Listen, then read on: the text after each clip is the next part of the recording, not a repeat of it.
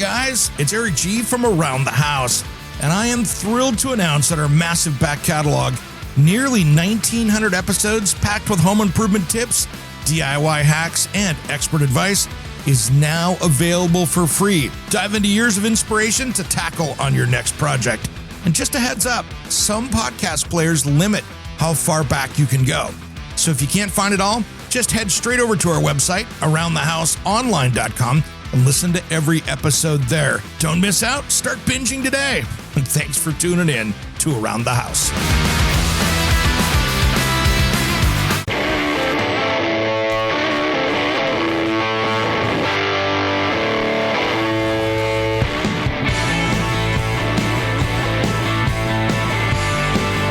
Now we just gotta get you on the radio. Yeah, you gotta get on the radio. If the kids can only hear you, they go out of control. You gotta get on the radio. You want the money and the fame and the sold out shows, and you gotta get on the radio. You gotta get on the radio. Welcome back to Around the House with Eric G. This is your home improvement source every single weekend. Thanks for joining us today. We are in our second half of the show here, basically, and man, it's been going fast already. I'm Eric G. I'm Dane Vodder. Well, we've been talking a bunch of different subjects, but I wanted to dive into a new one right now, and this is something that I've had a ton of questions offline on, and I've seen it be a hot item that I want you to make sure of, because literally a hot item. Oh, yeah. Yeah. Well, This is summertime. I'd say it's a cool item. It is. Outdoor swimming pools. And I'm not talking about maybe putting in that big outdoor in-ground, built-in. Those are great too. Some of these rules will still apply. But so many people run down to their home improvement store, their Costco, their wherever else they get, they get these things and go buy the above-ground pool. And I'm going to throw it out there for the kiddos in the backyard. Like the 3 or 4 foot deep one. Or Yeah. I had not one the when I was a kiddie kid. pools, but yeah. Yeah, 3.5, 4 foot deep, metal and plastic, and they're really cool, but you need to take some things into account with it. And I'm going to publicly make fun of somebody here that I saw on social media, and I don't really make fun of people, but this one was, and I want to see the after of it, and I wish I had a camera, like from a neighbor's to watch this. Mm-hmm. Soapbox again. They were going to build out of pallets a square pool. Out of pallets? Yeah, so they were taking pallets, they put them on the ground flat, they put them up on the edges, around the outside in a square, nailed them together, and was putting a plastic tarp liner on the inside, and they were making their own swimming pool.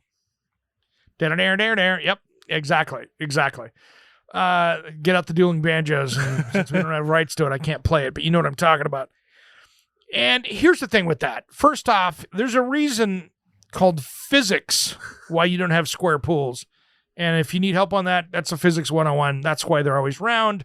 So you have forces equal going around the outside. There's no joints where things can build up pressure and push it out. So I really wanted to see what happened when she put 3,000 or 4,000 gallons into this pool and the side breakout after 100 people said, don't do this. And the arrogance and name calling came out. So it's this was on a Facebook post out there that I was just absolutely shocked with. I mean, I'm just envisioning this right now. I'm imagining 8 people in a pool like this, all rested up against the outside, got their arms leaned back. They're leaning up against it. Nasty pallets which could have had a porta potty or the highest grade chemicals going into something else. Who knows how much weight those things can actually hold? Not only the water inside, but then you've got people actually leaning back up against it. That's not going to hold up. There's no way. It can't. It's impossible. There's no way. I mean, I could put steel cables around it. It's going to bust it up. So there's no way it's going to work. So anyway, I don't want to get too far off on that, but it's just, you got to use some thought into these things. And that was not one of those things that was going to end up being well thought out. Now, if you're going out and buying that pool kit, awesome. First thing I want you to do is look overhead before you put it someplace. Are there power lines? You know how many people put it out in front of power lines? Power lines going across the backyard? I do not want it where a power line could let loose and drop down into the pool. Yeah. Live wires and water do not mix. No. And I don't care. I mean, the chance of it happening, you're right, but I don't want that chance to happen while my kids are in it. Second of all, you're putting, after you've figured out, okay, I'm not going to put it here. I don't want it by any tree roots or things like that, so not up against a tree. And if it's close to a tree anyway, you're going to be have a heck of a time Digging the leaves maintaining out and it. stuff, yeah. You're grabbing junk out of that thing all the time.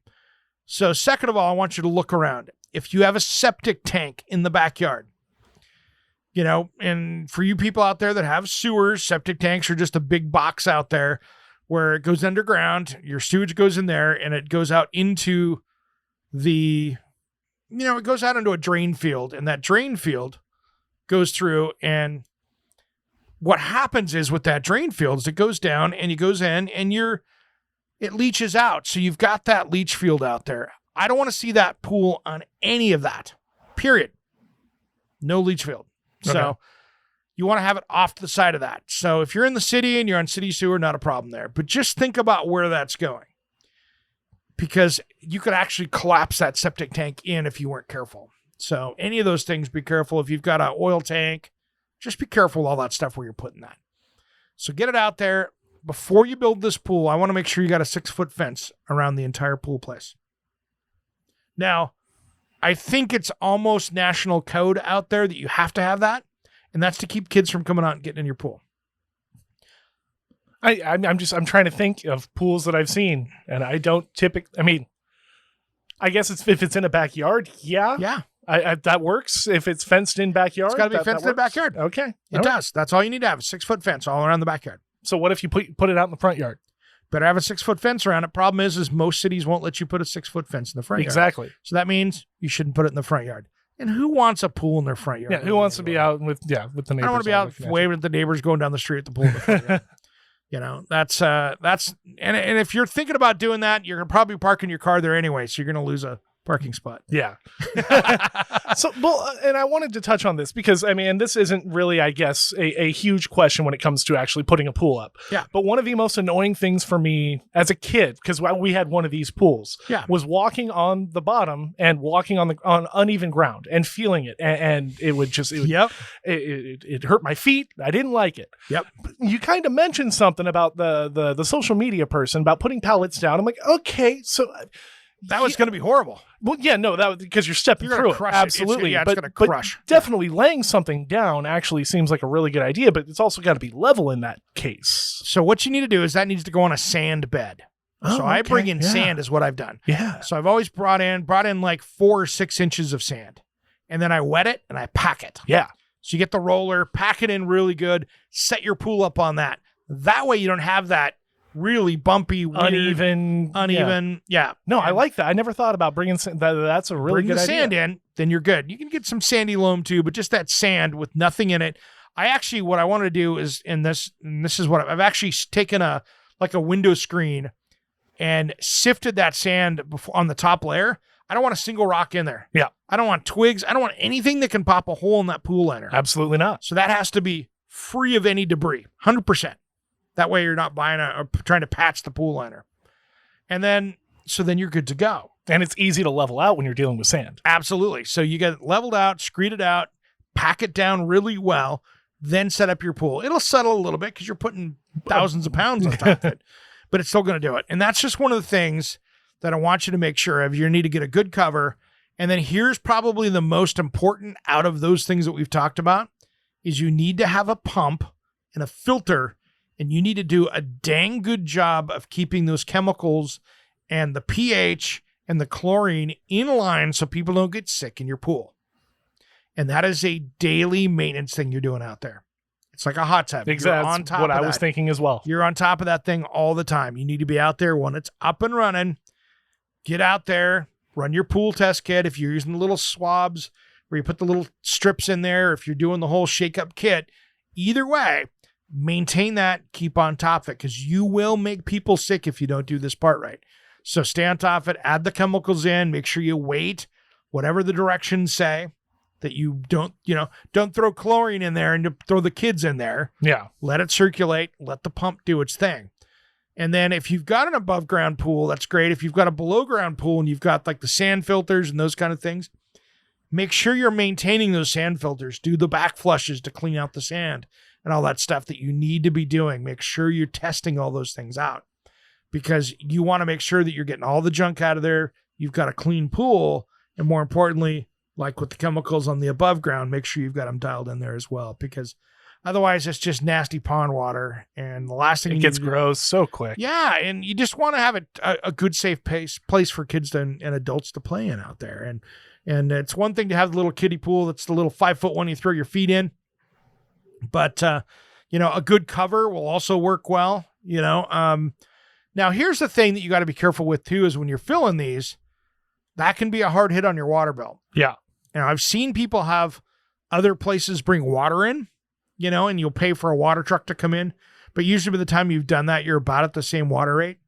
So it's just one of those things to be careful with. And then when you drain it, that's where an above ground pool, you got to put that water someplace. So be careful. Don't drain it next to the house. Well, especially when you've been treating it with chemicals. Oh, yeah. Just pay attention to where it's going.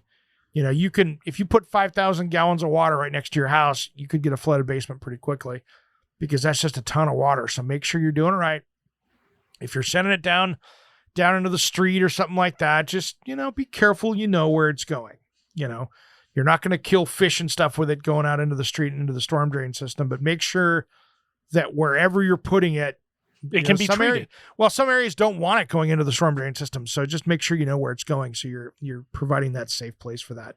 But more importantly, just, when the kids are coming over there, keep an eye on it, keep that good spring loaded locked gate, and make sure you got those things safe because, way too many people I know, have had drownings in pools out there that could have been easily prevented. And, I want to make sure that we're doing all those right things. And that fence around that pool is kind of the big one that I want to see. You shouldn't be, even if it's legal in your area. And I've heard of some places in the South where they just don't have building codes for pools.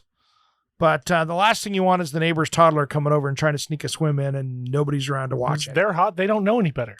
They don't know any better. And it's your job to prevent those things from happening. Because if not, you got a bigger problem and your liability. More of Around the House when we return. With a fancy car and expensive clothing. What's up? This is Stick And Satchel from Steel Panther, and you are listening to Around the House with Eric G. Yeah. We love Eric G, and you should too. When I'm down, I make a call. Got the number written on the wall.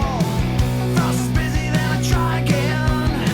Oh, who's she talking to? Could it be him? Welcome back to Around the House with Eric G. This is where we talk home improvement every single weekend. Thanks for joining us. I'm Eric G. I'm producer Dane Botter. He's the producer man. He's the one that keeps the show on track, and we appreciate his help every single week.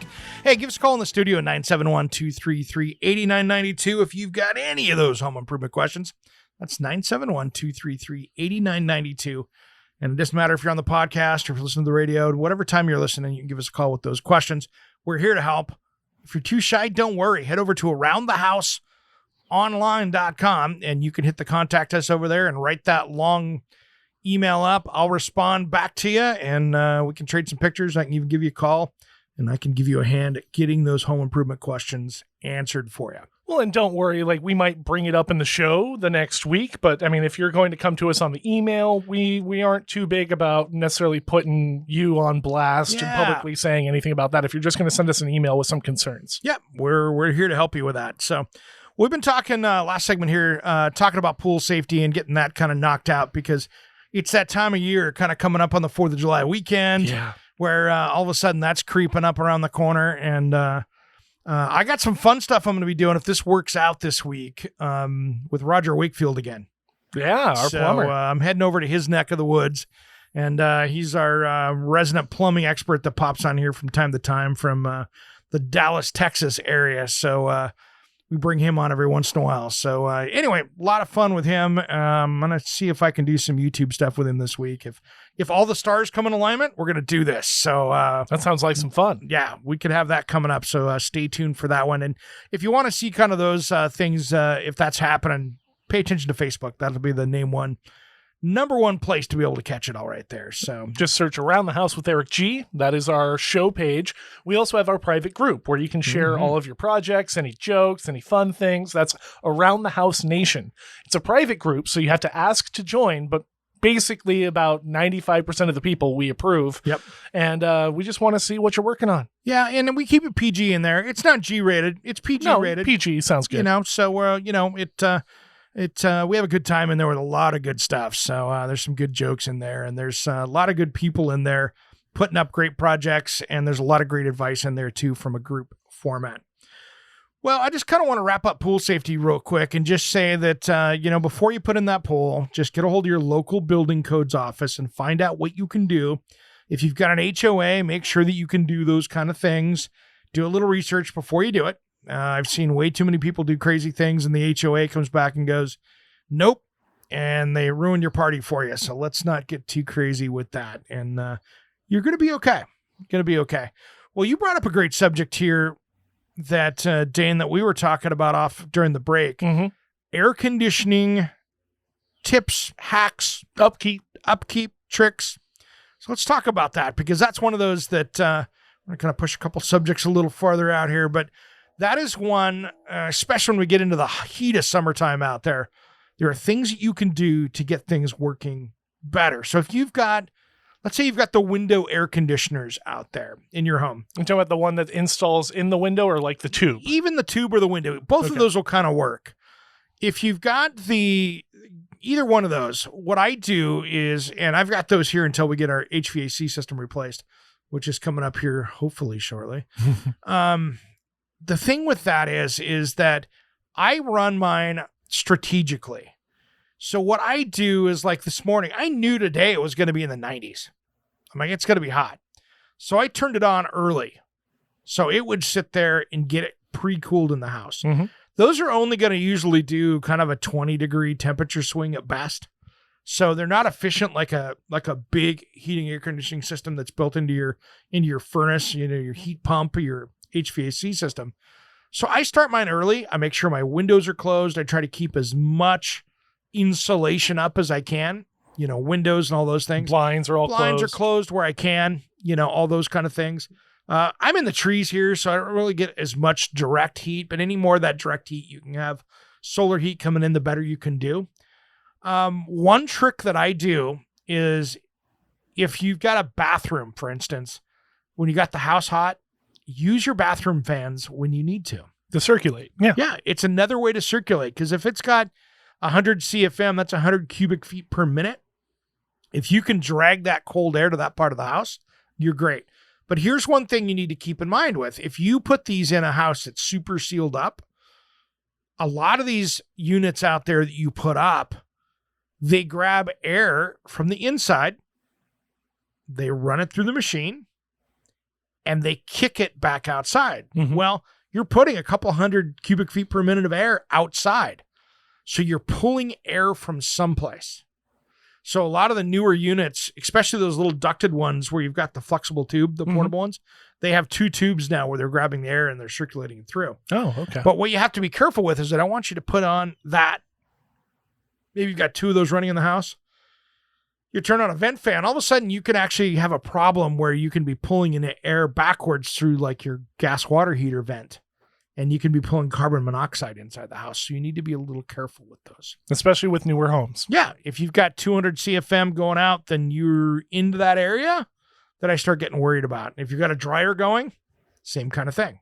So when you're hot like this, it's a good time to also turn around and maybe not do your indoor cooking on the oven. Don't turn the oven on.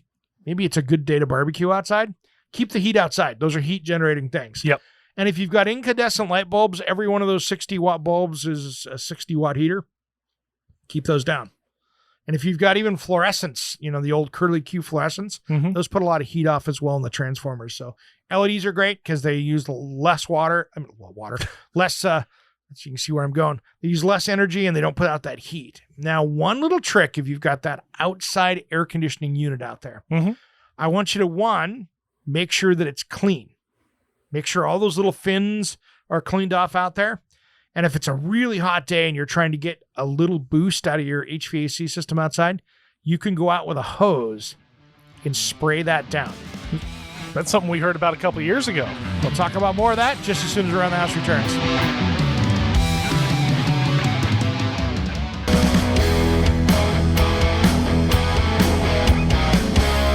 Hey, this is Ron Keel, the Metal Cowboy from Keel, the Ron Keel Band and Steeler. We are rocking Around the House with Eric G. Raise your fist, make your stand. Welcome back to Around the House with Eric G. This is where we talk home improvement. That's our buddy Ron Keel. Good friend of the show. Oh, yeah, good friend of the show. He's got a new album out right now, so go out and check that out. We'll be changing that music up. Yeah, we'll be getting hopefully some of his new stuff in the show. Yeah, I've been chatting with him about that, so we should see that coming up here pretty soon. So, hey, just so you know, guys, as well, I'm going to be out traveling a little bit in the next week or two. I'm going to be getting out of the tool shed, so we say. Just jealous. I haven't traveled in months. I know it. It's like, I'm going to get out in the field out there a little bit, so... Anyway, so I should have all the podcast stuff up on the Around the House with Eric G midweek special, and then the Thursday, but Around the Toolbox special. It should go okay this week, but in case it's a little late, bear with me. So it sometimes travel schedules. I don't know how airplane travel is going to work. My flight has changed half a dozen times, and twice in the same day it changed within hours and hours. I mean, not to get off topic, but that kind of seems odd just because I understand they're probably doing social distancing, but I don't think a lot of people are flying right now. That might be it, that they're trying to combine flights and move people around. I mean, it's all of a sudden I have a flight at 1 o'clock, and then it's at 4 o'clock, then it's at 2 o'clock, That's then super it's at 10 weird. o'clock. And it's, hey, I mean, there's one day we got 2 emails. Hey, your flight's changed. Hey, your flight's changed again. So, we're just kind of dealing with that. So I plan to get back on Wednesday in time for that. The normal schedule, or hopefully. I just don't know this week. Bear with it's us. Gonna go. So we're going to be creating some good content nonetheless. So we're going to have some fun with that. Well, we were talking about air conditioners, and I was just going out to break here, kind of teasing everybody about what you can do to get that going if you have that outdoor AC unit. So make sure that it's cleaned up out there. And first off, you should be doing this. You should be having annual maintenance on your AC unit. And any heating, air conditioning built-in unit, you should have, depending on the brand, 6 months to a year, you should have preventative maintenance checks on it. You want them to come out, you want them to check the system to make sure that everything's cleaned up, that outside compressor is working, that you're not losing anything from, the starters to the electric motor for the fan and the compressor, to making sure the coils are clean or any of that stuff. That's all maintenance you should have this done. And if not, you are kicking a can down the curb that's going to get you every time. That is how, not having preventive maintenance is how that stuff leaves you hanging on the hottest of days or the coldest of days, depending on which system you're using. You will get burned with that, because I can say that out of personal experience. Now, I'm curious because you'd mentioned something at the end of the last segment, and it's something that we've heard from our experts before is a cool little trick to keep your house, to give that little extra oomph to your unit, is to, douse it with water. Yeah. I've never had my own outdoor unit, so I can't say this from experience. Yeah. But man, that would worry me, because that's a big old box full of electrical parts that's firing it's off. outside. It's meant to work out there in the rain, the snow, everything else. But I mean, And like, you're not doused. I mean, you're going to sit there, like you can sit there with you could put a sprinkler. It's meant to be running in the rain, right? yeah, okay. It's meant to be running in a torrential rain out there. I was just thinking like a hose. If you're like, it's sealed up. You don't want to be sitting there hitting the hose at the Okay. right on the power box or anything like that. You want to use some common sense, but you can sit out there and put a small little yard sprinkler on it. it just goes over top, and Water will sit there, and I mean, let's be honest, water conducts heat better than air. Mhm. So if you can get some on there, now there's a couple caveats to this. If you have hard water coming out of that hose, you could be putting minerals on there and creating other problems. So if Gumming you've up the, you don't want to do this, and it's not something to do every time, but if you're trying to cut that back and give yourself a little bit of relief, that there are actually units now I've seen, and I've seen this come up on suggested products on Facebook, where there's little misters that you can now get. like built-in water Cooling system on top of it that you can like a add on computer, to it. like you would have in your computer. Well, I mean, yeah. Yeah, just it'll sit there and mist it when you want it to. And I'm like, oh, that's cool. Somebody's got on that to create a product for that. Have I tested it? No. Will I test it one of these days? I'm sure I will. But another one of those things that, to be honest, if you've got the properly working system and sized system, it should be getting that, 30-degree temperature drop that you're looking for in the house, And if it's not, have somebody come look at it. Yeah, make sure you've got that dialed in. Now, of course, the most common thing you can be doing on all these is changing your filter. Mhm. Now, if you've got a window unit or one of the portable ones, those have filters too. And make sure that you're taking that filter out as Dana's looking around going, No, I'm not. They can't see me. yes, Stop they it. can. Eric. I'm going to call you out on that because you're looking at it going, when was the last time you popped the filter out of the back of your window unit? Or the portable one you got? Never? Does my silence give you a good enough answer? It does. See, there you go. I bet you it'll work a lot better now. Yeah. You probably have like a Mexican blanket back there that's all nice and woven. Well, I mean, I've as we were talking about during a break, I'm going to be emptying the water out the back. Yep. While I'm doing that, I might as well check for the filter. Absolutely. Good thing to do. Yeah. Check that out. Clean it up. I've only had it for like a year or two. So yeah. I See, haven't had it mine for very here, long. I already checked my filters earlier today because it was like, we have dogs. A and 90 stuff. degree Wanted to make day. Sure. Yeah. Now, that's two of them that can be done. So that's one of those things that changing your filters, changing the air filters, any of those things, those like yours is just going to be a rinse out type when you're using the portable ones. They're just meant to rinse out, get them nice and dry. Good to go. Inside the house, put a good filter in. If it's in your furnace system, get a good filter. Now, of course, use common sense. If you're using just the 99-cent ones, those are just meant to keep big things from getting in the motor. That's it. If you're spending 99 cents on anything, you're not expecting it to last long. No, but just stay on top of those things. If you've got pets, those you should probably be changing those things like monthly. Dander and fur and everything else. Yeah, all that stuff. I've got the electric static one, which means I still got to go through and clean it. It's a little more of a process for the house, but it does work well. And those are things that you just need to. It's kind of like if you think about having a fan in the room. You think about how much junk on just an air fan builds up on the back of the blade. Yeah. It just, stuff gets stuck to it. Yep. And so you want to make sure that you're getting all that out of there. And then when in doubt, make sure that your system's working good. It's, we've talked about duct cleaning. We've talked about those things. Duct cleaning and sealing. There are ways to do that where you can get that cleaned up, sealed up. My little brother in Yakima, great example. He's got a house there in Yakima, Washington. And, old 1920s farmhouse. He just got rid of a bunch of the flux ducting in the basement for metal trunk line. It changed his whole system because that flux duct ended up like being like a balloon. As it put pressure to it, it kind of absorbed that. Mm-hmm. He had rooms that weren't getting almost any pressure out of it. And now he had to tone those back down because it was so full of pressure to the other side of the house. It was almost putting too much air into that room. Now, does the machine kind of try and compensate? Like when? No, a furnace, if you think about a furnace, most furnaces, now there are multi-stage furnaces out there and multi-stage air conditioners, but a lot of people have just a single stage. There is no compensation. It turns on, it blows air, comes out. And that's what it runs at almost looks at all it the time. and goes, thermostat, it goes, we need more. Hey, we're at the right temperature. Shuts everything off. Okay. Now you get into multi-stages. That's a different process and all those kind of things. But the problem is many times when you've got a two-story house, this is where you start getting into these problems because you're at 82 degrees up in the bedrooms and it's 72 downstairs. Where do you have your sensor? That's it. It's downstairs. But the problem is if you move that sensor upstairs, it thinks it's 72 upstairs and now it's 62 downstairs. So you still get that 10-degree difference. So that's where in many times in heating air conditioning systems, you'll put a dual zone system in so that compressor can kick on and divert that just to the upstairs. Just to the upstairs if it gets too hot, or just to the downstairs or too cold, vice versa. So it'll go through and do that. Now, that's part of the problem is that dual stage. If the system's designed well, a single one can do it, but you're going to fight that battle. And these are the times of year that you fight those battles.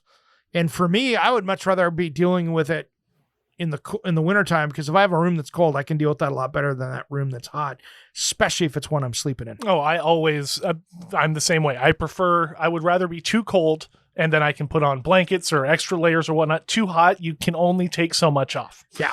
And sleeping when you're all hot and sticky is just not gross. a good thing. You don't want to wake up to that. And so what I've done in homes like that is I've gotten the Ecobee or the Nest thermostat, and you can get the second little puck thing that's the other temperature sensor, and you can put that upstairs in a bedroom or a hallway so you can, at least on your phone, see what the temperature difference is.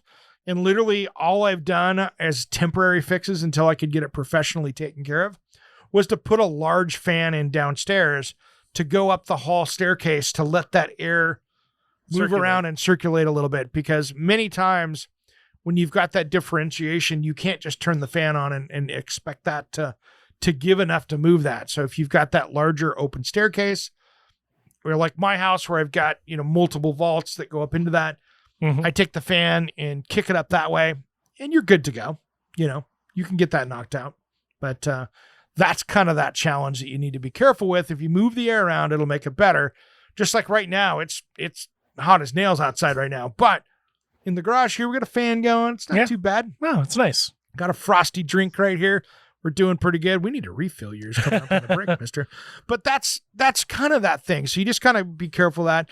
Always watch your humidity inside the house, because when it's hot and it's humid, you're going to pay that price a lot more. So it's a good time when you're taking showers. If you don't have air conditioning, make sure you're using those fans, getting that humidity out of the house, because it's going to make it that much more uncomfortable. But if you like that moist air and you've got air conditioning in there, that'll keep it kind of more temperament and less dry air. That moisture can kind of help you. So it's just depending on how you do that. All right, when we come back, we're going to talk a little bit more about one of my safety tips that I want us all to pay attention to just as soon as Around the House returns. Swedish was my man because he couldn't stare out my window over my city, and it was wrong. It was wrong. Welcome back to Around the House with Eric G. This is where we talk home improvement every single weekend. Man, where'd the show go, man? We always say this in this segment. This isn't the last segment, is it? Yeah, this is the last segment. Yeah. Come on, producer man. This always happens. We always burn through the show, and I have no idea where the time goes. Exactly. I'm Dane Vodder, by the way. And I'm Eric G. Thanks for listening to the show. If you missed the show or podcast, just hit back and hit the back button, and guess what? You can catch all of it either on the radio or, here's the thing. This show airs in most of our markets every single Saturday, depending on where you catch it. And then it turns into the podcast. So make sure if you missed part of it, if you're out running to the Home Improvement Center and you just found us on the radio, we welcome you to the team here.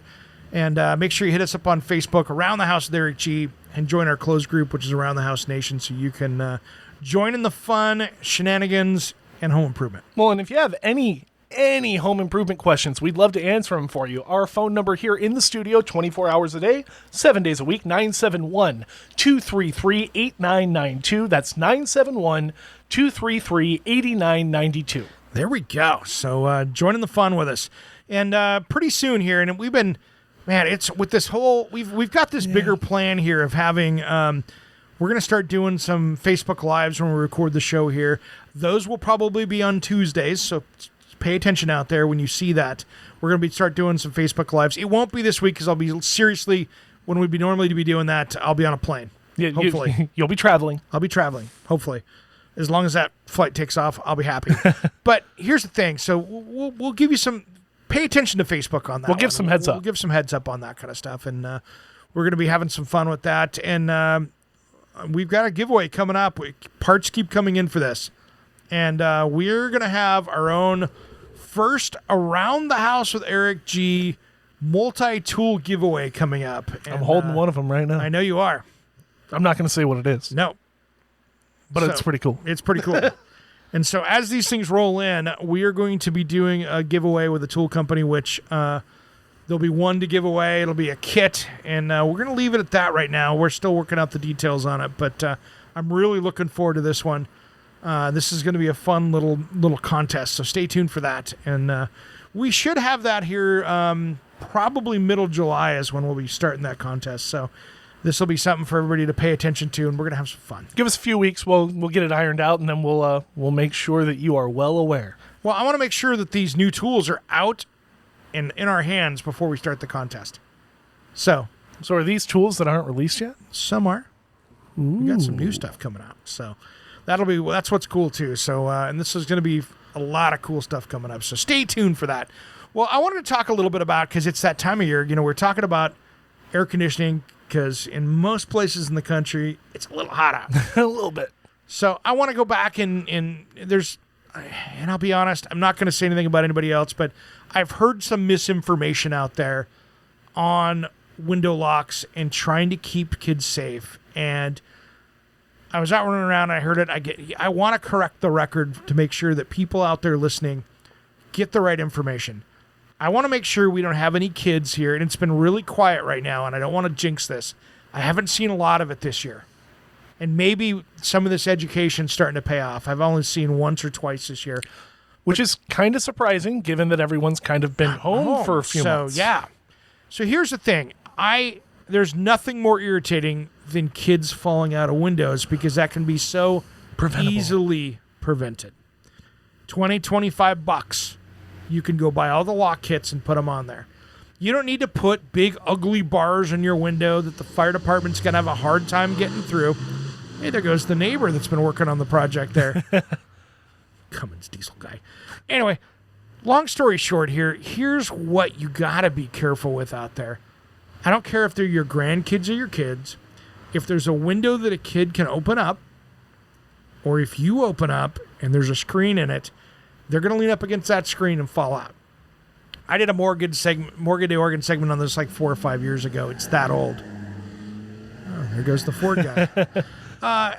Anyway, I'm really kind of making sure that everybody thinks this stuff through out there because there's 2 things that you can do. One, put the window locks on. Mm-hmm. Get them on all those windows.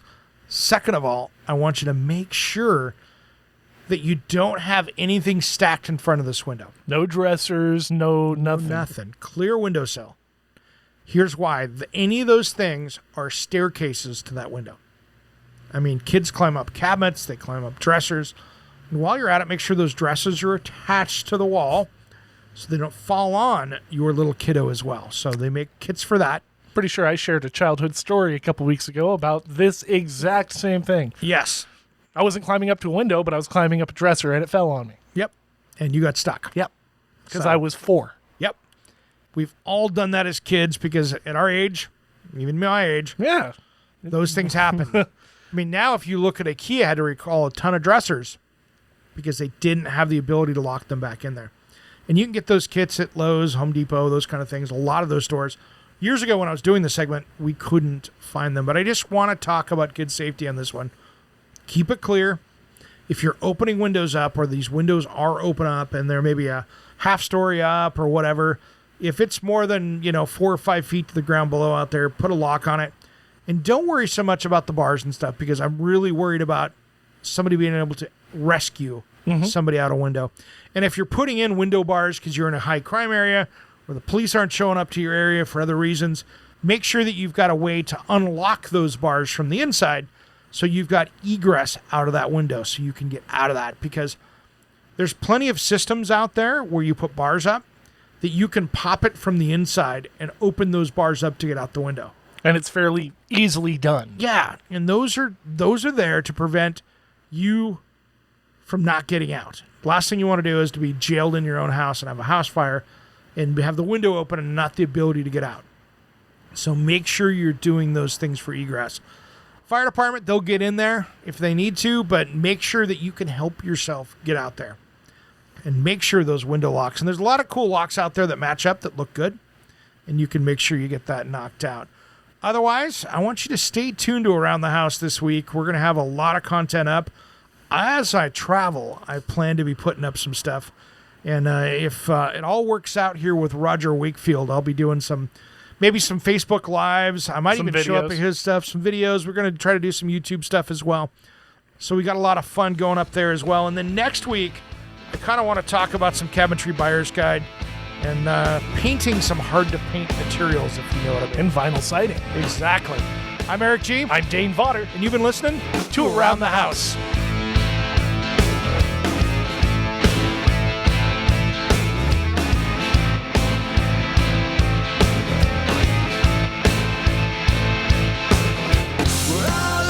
Around the House with Eric G. is produced by, designed by Eric G. in association with Salem Media and distributed nationally by the Sun Broadcast Group. All rights reserved. Copyright 2020 designed by Eric G. We will be back next week. If you missed part of the show, check out the podcast of all of our shows at AroundTheHouseOnline.com. Remember, measure with a micrometer, mark with caulk, and cut with an axe. Thanks for listening to Around the House.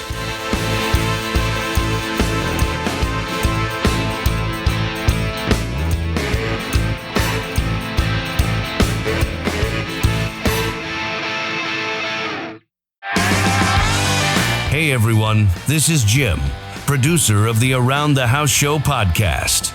If you're listening right now, you already know we bring you the best tips, tricks, and expert advice to fix, upgrade, and maintain everything in your home without the headaches or the huge bills. But if you're catching us on the radio or borrowing a friend's phone, you're missing out on new episodes dropping straight to your device every week. So do yourself a favor, hit pause for just a second, grab your phone, and subscribe to Around the House Show on your favorite podcast player. Whether it's Apple Podcasts, Spotify, YouTube Music, or wherever you listen. It's completely free, and you'll never miss an episode again. Thanks for supporting the show. Now let's get back to making your house work for you.